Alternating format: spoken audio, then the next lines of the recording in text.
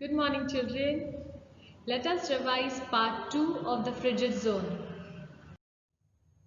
We studied about the people living in the frigid zone.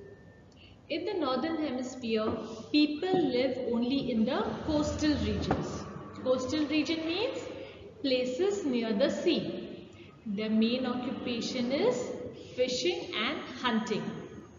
Now tell me, children, why the people depend upon fishing and hunting? Yes, because rest of the area is covered with snow. It is frozen, so there is nothing to eat in such places. So in order to get food, people live in the coastal regions, where at least they get seafood to eat. Now in the southern hemisphere, people do not stay here permanently because the area is covered by snow throughout the year. A very few people who visit there are only the tourists and researchers. Many countries like India have their study station in the southern hemisphere where people go to study about the weather and other climatic changes. Now we will study more about the Arctic zone. Do you remember, children? In chapter 9 seasons, we read that this region experiences 6 months day and 6 months night. And why does this happen? It happens due to three reasons. One is the tilt of the Earth's axis, the rotation of the Earth, and the revolution of the Earth around the Sun. Now the polar regions means the places which are on the poles have 24 hours day and 24 hours night. The sun's rays do not fall straight on this region. They are very weak at the poles and do not have much heat. Hence the region continues to be very cold even in summer. When the northern hemisphere has continuous daylight in June, the southern hemisphere will be dark. And in December, when the northern hemisphere has continuous night, the southern hemisphere will have day. Sometimes the sky at night is lit up by red and green lights. These lights are called polar lights. In the northern hemisphere, these lights are called aurora borealis, and in the southern hemisphere, it is called aurora australis. Now, some parts of the northern frigid zone are sometimes called the land of the midnight sun, because the sun never sets at certain times of the year.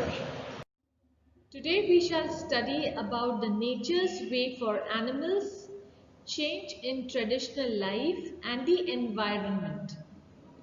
Animals living in the frigid zone have thick hair on their body to protect themselves during winter. Now this coat becomes thicker in winter. They also change color to white. Animals like the Arctic fox, ermine are some of them.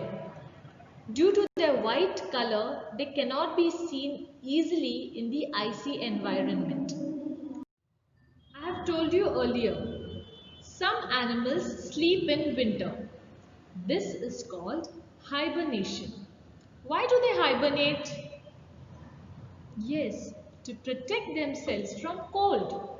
Animals like Arctic squirrel and bears go into deep sleep wherein their heartbeat slows down for many months. Arctic squirrel hibernates in a burrow and others sleep in dark, warm places like caves or any undisturbed places. There are birds who migrate from the Arctic zone to the Antarctic zone. It flies from the Arctic to the Antarctic every year.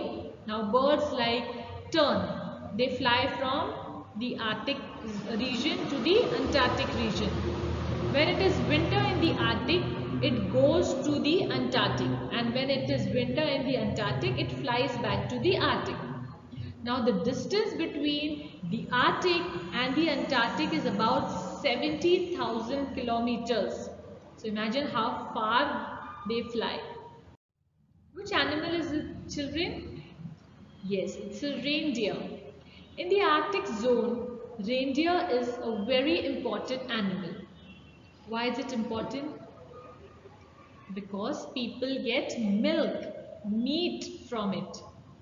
And the skin of reindeers are used for making clothes and shoes.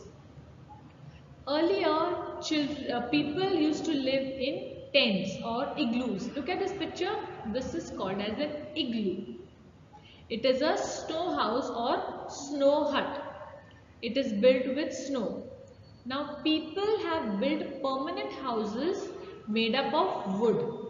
Why wood? Why not bricks?